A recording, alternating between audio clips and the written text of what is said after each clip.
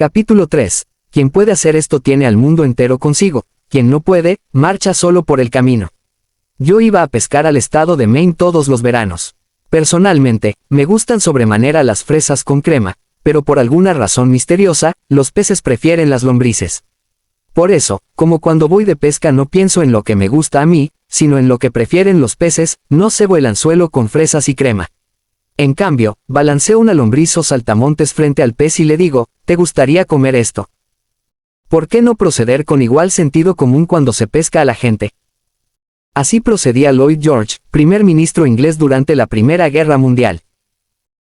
Cuando alguien le preguntó cómo había conseguido continuar en el poder después de que todos los demás jefes de la guerra, Wilson, Orlando, Clemenceau, habían desaparecido en el olvido, respondió que si se podía atribuir su permanencia en la cumbre a alguna cosa, era probablemente al hecho de que había aprendido que era necesario poner en el anzuelo el cebo capaz de satisfacer al pez. ¿Por qué hablar de lo que necesitamos o deseamos? Eso es infantil, absurdo. Claro está que a usted le interesa lo que necesita o desea. Eso le interesa eternamente, pero a nadie más le interesa. Los demás son como usted o como vos, les interesa lo que ellos desean o necesitan. De modo que el único medio de que disponemos para influir sobre el prójimo es hablar acerca de lo que él quiere, y demostrarle cómo conseguirlo. Recuerde esa frase mañana, cuando trate de lograr que alguien haga algo. Si, por ejemplo, no quiere que su hijo fume, no le predique, y no hable de lo que usted quiere. Muéstrele, en cambio, que los cigarrillos pueden impedirle formar parte del equipo deportivo del colegio, o ganar la carrera de 100 metros. Es bueno recordar esto, ya sea que se trate con niños o con terneros o con monos. Por ejemplo, Ralph Waldo Emerson y su hijo trataron un día de meter un ternero en el establo. Pero cometieron el error común de pensar solamente en lo que querían ellos. Emerson empujaba y su hijo tironeaba. Pero el ternero hacía como ellos, pensaba solamente en lo que quería, atiesó las patas, y se negó empecinadamente a salir del prado. Una criada irlandesa vio la dificultad en que estaban sus amos. No era capaz de escribir ensayos ni libros, pero, al menos en esta ocasión, mostró más sentido común que Emerson. Pensó en lo que quería el ternero, puso un dedo maternal en la boca del ternero y lo dejó que chupara y chupara mientras lo conducía lentamente al establo. Todos los actos que ha realizado usted desde que nació se deben a que quería algo. Y aquella vez que entregó una donación a la Cruz Roja, no es una excepción a la regla. Hizo esa donación a la Cruz Roja porque quería prestar ayuda, porque quería realizar un acto hermoso, altruista, divino. Por cuanto lo has hecho para uno de los menores de mi rebaño, lo has hecho para mí. Si no hubiera querido usted alentar ese sentimiento más de lo que quería guardar el dinero, no habría hecho la contribución. Es claro que puede haberla efectuado porque le avergonzaba negarse o porque un cliente le pidió que la hiciera. Pero lo cierto es que la hizo porque quería algo. El profesor Henry A. Overstreet, en su ilustrativo libro Influenciando el comportamiento humano, dice, la acción surge de lo que deseamos fundamentalmente, y el mejor consejo que puede darse a los que pretenden ser persuasivos, ya sea en los negocios, en el hogar, en la escuela o en la política es primero, despertar en la otra persona un franco deseo. Quien puede hacerlo tiene al mundo entero consigo. Quien no puede, marcha solo por el camino. Andrew Carnegie, el pequeñuelo escocés empobrecido que comenzó a trabajar con una paga de 2 centavos por hora y finalmente donó $365 millones, aprendió en sus primeros años que el único medio de influir sobre la gente es hablar acerca de lo que el otro quiere. Fue a la escuela durante 4 años solamente, y sin embargo aprendió a tratar con los demás. Para ilustrar, su cuñada se hallaba preocupadísima por sus 2 hijos, que estudiaban en Yale, pues tan ocupados estaban en sus cosas, que no escribían a casa y no prestaban atención a las frenéticas cartas de la madre. Carnegie ofreció apostar $100 a que conseguiría una respuesta a vuelta de correo.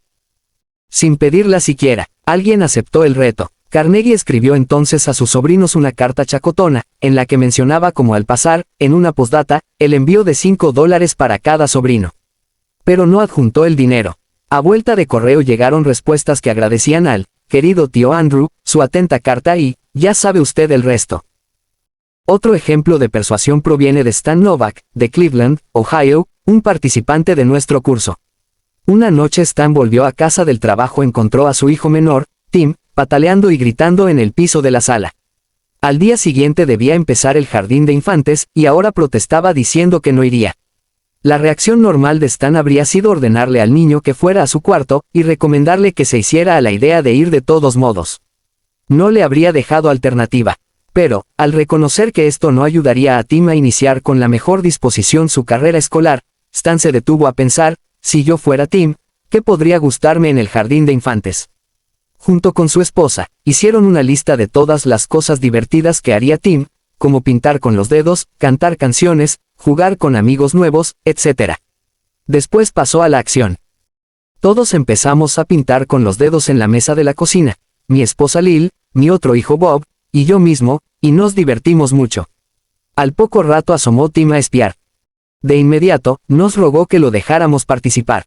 Oh, no, tienes que ir al jardín de infantes a aprender a pintar con los dedos. Con todo el entusiasmo que pude reunir.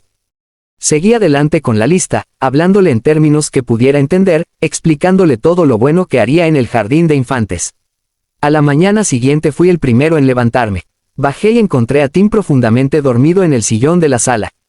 ¿Qué estás haciendo aquí?, le pregunté. Estoy esperando para ir al jardín de infantes. No quiero llegar tarde. El entusiasmo de toda la familia había despertado en Tim la ansiedad por iniciar las clases, mucho más de lo que podría haberlo hecho la más persuasiva de las conversaciones.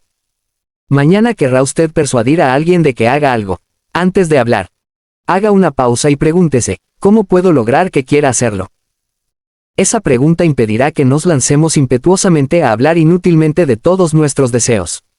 En una época yo arrendaba el gran salón de baile de cierto hotel de Nueva York 20 noches por temporada, a fin de realizar una serie de conferencias. Al comenzar una temporada se me informó repentinamente que tendría que pagar casi el triple de alquiler. Esta noticia me llegó después de impresas y distribuidas las entradas, y hechos todos los anuncios. Naturalmente, yo no quería pagar ese aumento, pero ¿de qué me valdría hablar a la gerencia del hotel de lo que yo quería? Solo les interesaba lo que querían ellos. Un par de días más tarde fui a ver al gerente. Quedé algo sorprendido cuando recibí su carta, dije, pero no me quejo. Si yo hubiera estado en su situación, es probable que habría escrito una carta similar. Su deber, como gerente del hotel, es realizar todos los beneficios posibles. Si no procede así, lo despedirán, como es lógico. Pero tomemos un papel y escribamos las ventajas y desventajas que resultarán para el hotel si insiste en este aumento del alquiler. Tomé entonces una hoja de papel, tracé una línea por el medio, y encabecé una columna con la palabra ventajas, y la otra con desventajas. Bajo el título de ventajas, escribí estas palabras: salón de baile libre. Luego dije, tendrán ustedes la ventaja de quedarse con el salón de baile para alquilarlo para bailes y convenciones. Es una gran ventaja, porque esas funciones le rendirán mucho más dinero del que pueden conseguir con una serie de conferencias. Si comprometen el salón por 20 noches en el curso de la temporada, es casi seguro que perderán algunos negocios muy provechosos. Ahora agregué, consideremos las desventajas. Primero, en lugar de aumentar sus ingresos por lo que yo les pague, verán ustedes que disminuyen. En realidad, los van a perder del todo, porque no puedo pagar el alquiler que me piden. Me veré obligado a efectuar estas conferencias en algún otro local.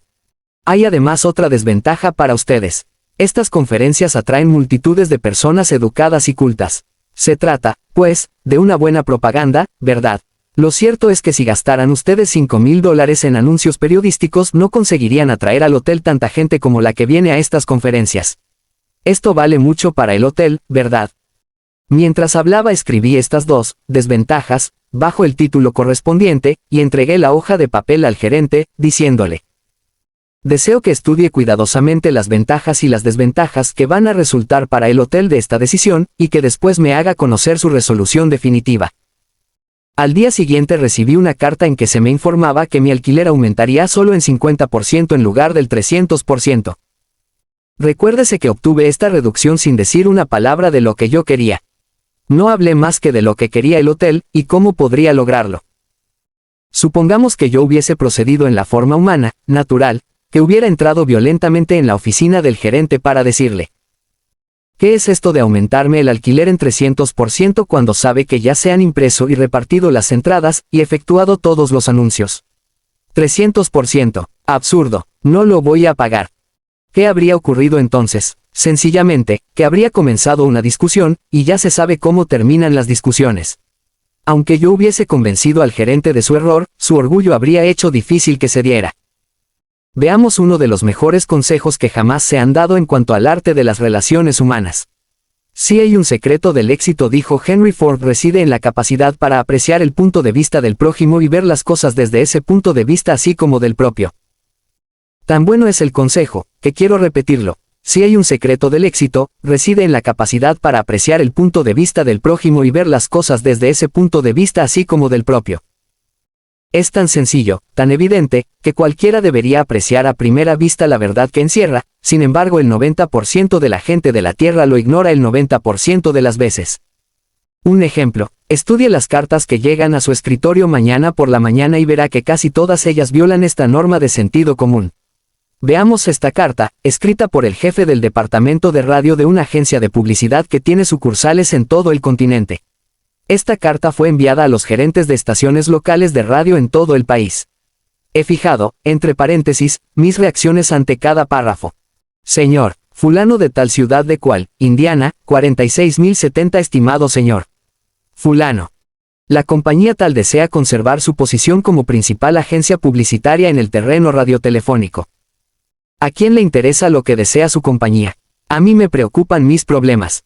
El banco va a ejecutar la hipoteca sobre mi casa, el jardín está lleno de plagas, el mercado de valores bajó ayer, perdí el tren de las 8:15 esta mañana, no me invitaron anoche al baile de los Pérez, el médico me dijo que tengo mucha presión arterial y neuritis y caspa. Y bien, ¿qué ocurre? Llego esta mañana a la oficina, preocupado, abro mi correspondencia, y me encuentro con un señor engreído que desde Nueva York se dedica a cacarear sobre lo que desea su compañía.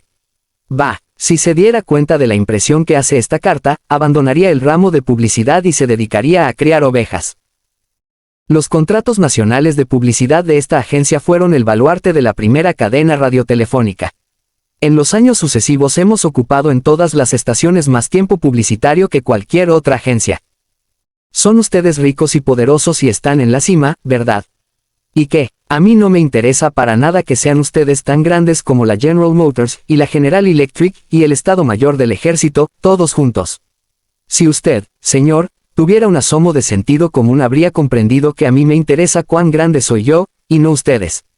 Toda esta charla sobre sus enormes triunfos me hace sentir pequeño y carente de importancia.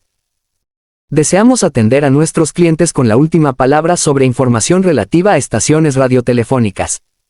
Ustedes desean. Ustedes, borrico, no me interesa lo que desea usted, ni lo que desea el presidente de los Estados Unidos. Escuche de una vez por todas, me interesa lo que yo deseo, y de eso no ha dicho una sola palabra en toda la carta. Se servirá usted, por lo tanto, poner a la compañía tal en su lista de preferencia para el envío de informaciones semanales sobre su estación, todos los detalles que pueden resultar útiles para una agencia de nuestro carácter. Lista de preferencia. ¡Qué desfachatez! Me hace sentir insignificante con toda esa referencia a su grandeza, y luego me pide que ponga a la compañía en la lista de preferencia. Sin emplear siquiera una cortesía al pedirlo. Una pronta contestación de esta carta, con los últimos datos de esa estación, será mutuamente beneficiosa.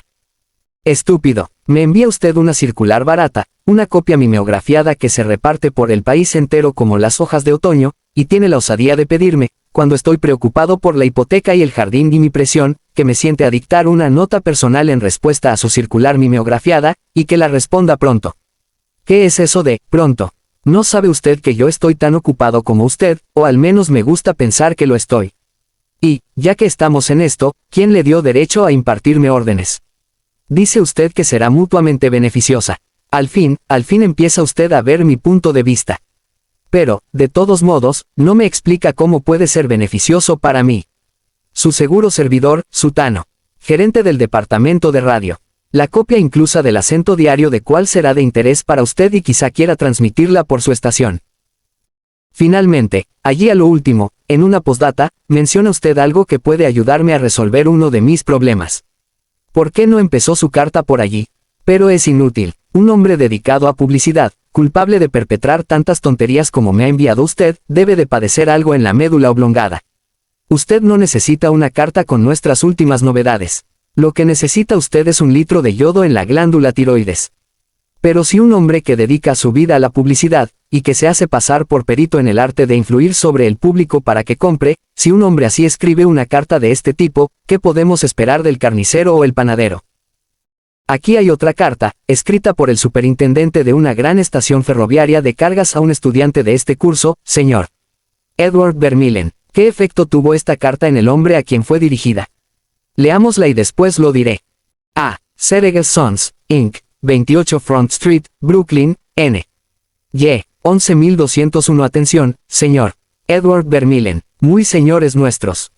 Las operaciones en nuestra estación receptora de fletes para afuera son dificultosas porque una amplia proporción del movimiento total se nos entrega muy avanzada la tarde. Eso tiene por resultado congestiones, trabajo extraordinario para nuestro personal, retraso de los camiones y, en algunos casos, retraso del despacho de las consignaciones. El 10 de noviembre recibimos de esa compañía un lote de 510 piezas, que llegó aquí a las 16:20.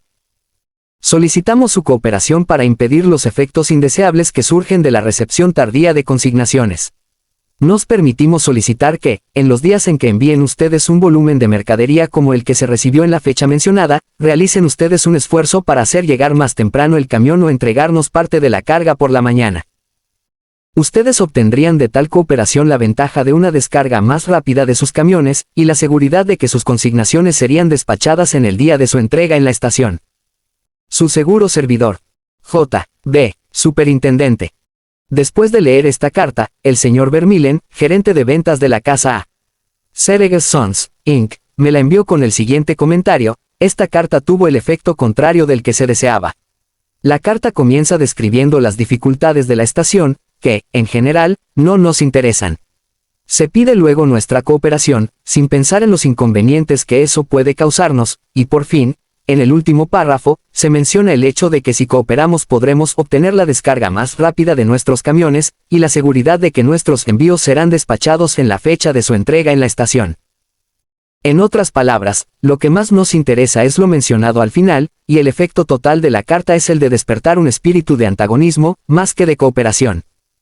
Veamos si podemos escribir mejor esta carta. No perdamos tiempo hablando de nuestros problemas.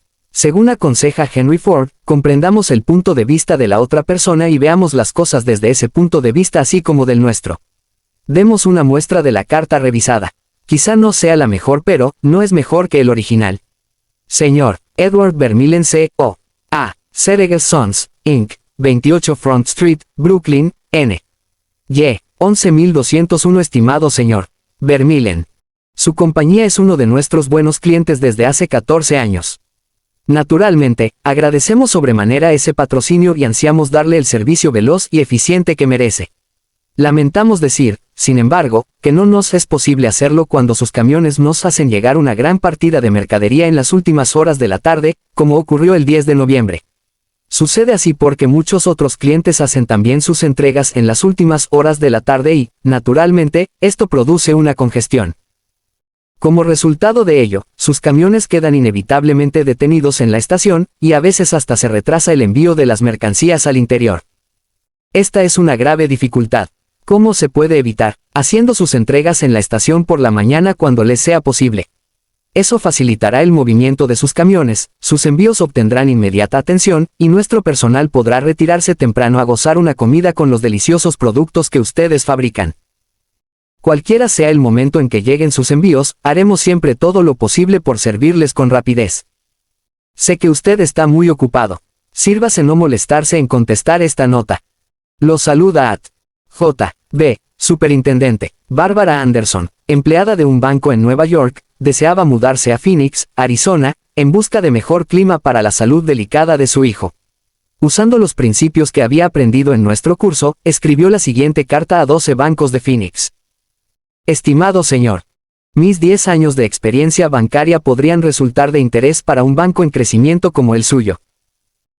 En distintos puestos de la operatoria bancaria con la Bankers Trust Company de Nueva York, hasta llegar a mi puesto actual de gerente de área, he adquirido conocimiento de todas las fases del mundo bancario, incluyendo relaciones entre depositantes, créditos, préstamos y administración interna. En mayo me trasladaré a Phoenix, y estoy segura de que si se me da la oportunidad podré contribuir al crecimiento de su institución. Llegaré a esa ciudad el 3 de abril, y le agradeceré que me permita mostrarle cómo puedo ayudar a su banco a alcanzar sus objetivos. Sinceramente, Bárbara Anderson. ¿Recibió alguna respuesta a esta carta la señora Anderson? 11 de los 12 bancos la invitaron a presentarse para una entrevista, y posteriormente tuvo para elegir entre diversas ofertas de empleo. ¿Por qué? Porque la señora Anderson no les comunicó lo que ella quería. Les escribió exclusivamente sobre cómo podía serles de utilidad a ellos, se concentró en los deseos de los bancos, no en los suyos. Miles de vendedores recorren hoy las calles, cansados, decepcionados, sin buena paga. ¿Por qué? Porque solo piensan en lo que ellos quieren. No comprenden que ni usted ni yo queremos comprar nada. Si quisiéramos, saldríamos a comprarlo. Pero a usted y a mí nos interesa siempre resolver nuestros problemas. Y si un vendedor puede demostrarnos que sus servicios o sus productos nos ayudarán a resolver nuestros problemas, no tendrá que esforzarse por vendernos nada. Ya lo compraremos nosotros. Y un cliente desea creer que él es quien compra, no que hay quien le vende. Sin embargo, muchos hombres se pasan la vida como corredores de ventas sin ver las cosas desde el punto de vista del cliente. Por ejemplo, yo viví durante muchos años en Forest Hills, pequeña comunidad de casas particulares en el centro del distrito de Nueva York. Un día, cuando iba deprisa hacia la estación, me encontré casualmente con un vendedor de terrenos que durante muchos años había comprado y vendido propiedades en Long Island. Conocía muy bien Forest Hills, y sabiéndolo le pregunté apresuradamente si mi casa estaba construida con vigas de metal. Me dijo que no lo sabía, y agregó algo que yo sabía ya, que podía averiguarlo telefoneando a la asociación Forest Hills Gardens. A la mañana siguiente recibí una carta de él. Me daba la información que yo quería. La podía haber conseguido en un minuto, mediante un llamado telefónico. Pero no lo hizo. Me decía otra vez cómo podía averiguarlo yo, y después me pedía que lo dejara encargarse de mi seguro. No le interesaba ayudarme, le interesaba ayudarse a sí mismo. Howard Lucas, de Birmingham, Alabama, cuenta cómo manejaron una misma situación dos vendedores de la misma compañía. Hace varios años yo estaba en el equipo de administración de una pequeña compañía. Teníamos cerca las oficinas distritales de una gran compañía de seguros. Sus agentes tenían asignados territorios, y nuestra compañía estaba encomendada a dos agentes, a los que llamaré Carl y John. Una mañana apareció Carl en nuestra oficina y mencionó, al pasar, que su compañía había introducido un nuevo seguro de vida para ejecutivos, y creía que podría interesarnos, por lo que volvería cuando tuviera más información al respecto. El mismo día nos vio John en la calle, cuando volvíamos de almorzar, y gritó: Lucas, esperen, tengo una gran noticia para ustedes. Corrió hacia nosotros, y, muy excitado, nos habló de un nuevo seguro de vida que su compañía había puesto en actividad ese mismo día. Era el mismo que había mencionado Carl al pasar. Nos había reservado las primeras planillas que habían llegado. Nos hizo un esbozo del sistema y terminó diciendo: este seguro es algo tan novedoso, que mañana haré venir a alguien de la oficina central a que lo explique. Mientras tanto, llenemos y firmemos estas planillas, así él tendrá material más sólido para dar sus explicaciones. Su entusiasmo despertó en nosotros un anhelo ardiente de tener esos seguros, aun cuando carecíamos de los detalles. Cuando lo supimos, confirmaron la apreciación inicial de John, quien no solo nos vendió una póliza a cada uno, sino que posteriormente duplicó la cobertura. Carl podría haber hecho esas ventas, pero no hizo ningún esfuerzo por despertar en nosotros el deseo de comprar. El mundo está lleno de personas egoístas, aprovechadoras. De manera que los pocos individuos que sin egoísmo tratan de servir a los demás tienen enormes ventajas. No hay competencia contra ellos. Owen D. John dijo: el hombre que se puede poner en el lugar de los demás, que puede comprender el funcionamiento de la mente ajena, no tiene por qué preocuparse por el futuro. Si por leer este libro gana usted una sola cosa, una creciente tendencia a pensar siempre según el punto de vista de la otra persona, y ver las cosas desde ese ángulo, si usted consigue tan solo eso de este libro, bien podrá decir que ha subido un peldaño más en su carrera. Ver desde el punto de vista de la otra persona, y despertar en esa persona un deseo ferviente de algo, no debe confundirse con manipular a esa persona de modo que haga algo en detrimento de sus propios intereses. Ambos partidos deben salir ganando en la negociación.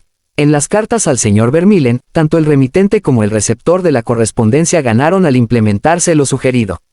Tanto el banco como la señora Anderson ganaron gracias a la carta de ella, porque el banco ganó una empleada valiosa, y la señora Anderson un buen empleo.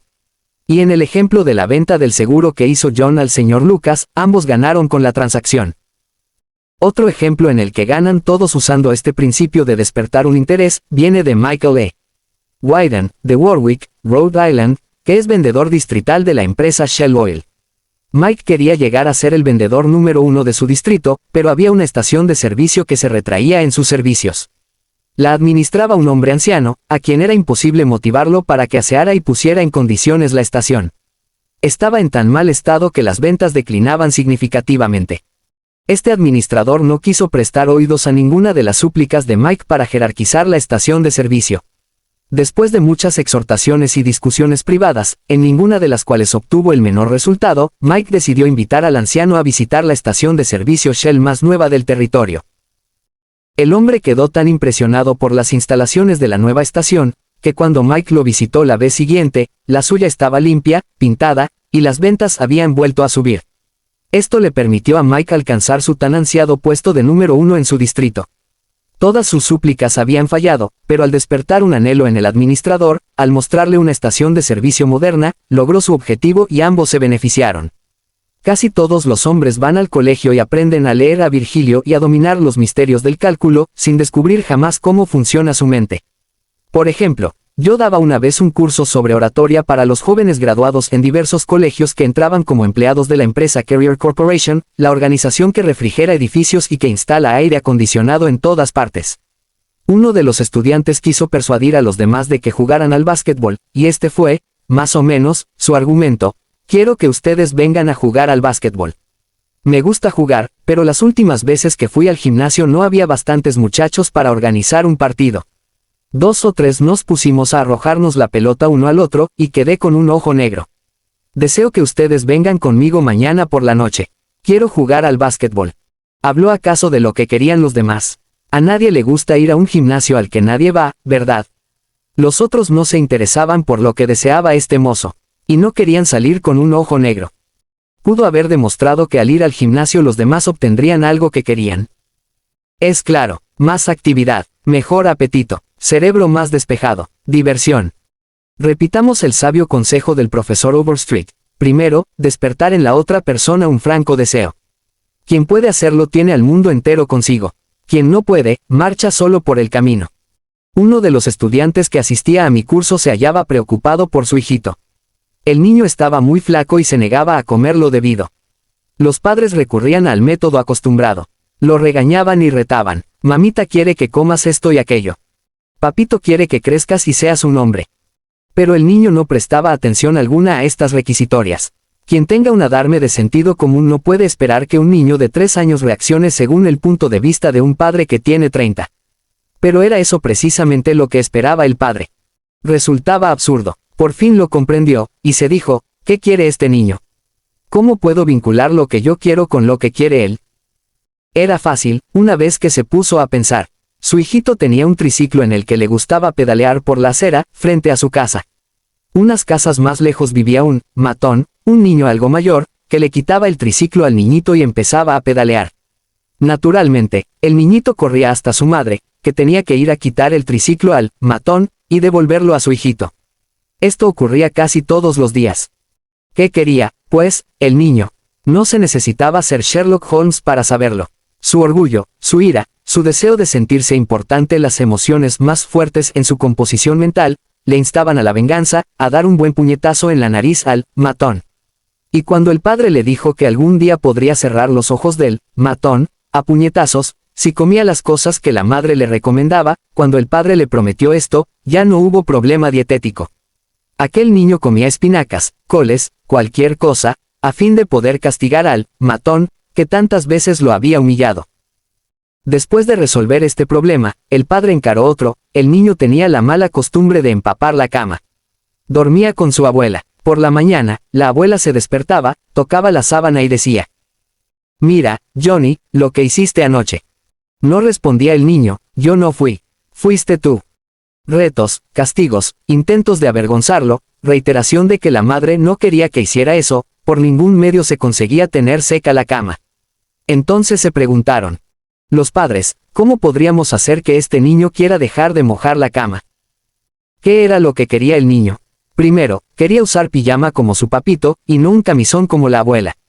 La abuela se estaba hartando de los inconvenientes nocturnos, de manera que de muy buen grado ofreció comprar unos pijamas para el niño, siempre que se corrigiera. Segundo, el pequeño quería una cama para él solo, la abuela no se opuso. La madre lo llevó consigo a una mueblería de Brooklyn, guiñó un ojo a la vendedora y dijo, aquí hay un caballerito que desea hacer unas compras. La vendedora hizo que el niño se sintiera importante. Joven, ¿qué cosas desearía ver?